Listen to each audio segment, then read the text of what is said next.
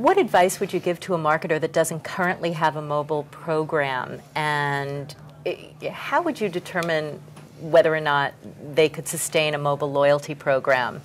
What would be some top tips you would give? Sure. Well, I think the first thing I'd say is to understand the behaviors and interests of consumers. And at every show that I go to, there's always a conversation about who's doing what on mobile.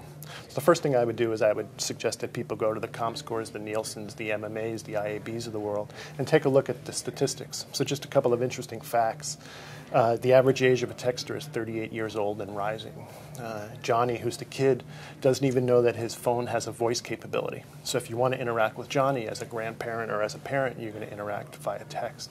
Morgan Stanley says that the mobile web is going to outshine the online web experience by 2013 or 2014.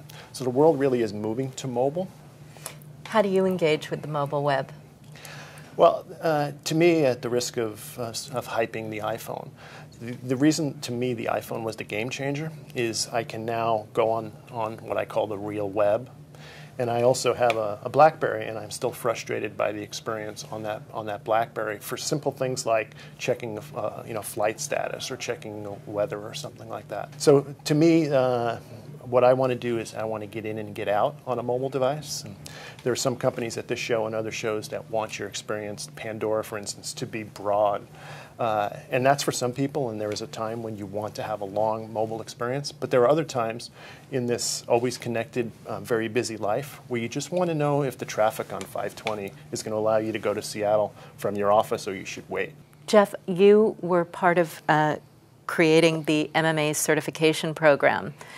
Do you want to tell me a little bit about that? So what we've done is we've created these training modules that allow you to study and then pass various tiers which certify you as a mobile marketing expert. And Tier 1 is obviously not as difficult as Tier 2 or Tier 3. Tier 1 is understanding the basic principles and definitions, and that's the tier that's out there now. I encourage people to take a look at it. And if nothing else, it again will get you more familiar with what we're talking about when somebody says SMS or somebody says the mobile web or widgets. And we face this world of acronyms, and in an ever-changing marketing field, it's really important for people to be knowledgeable.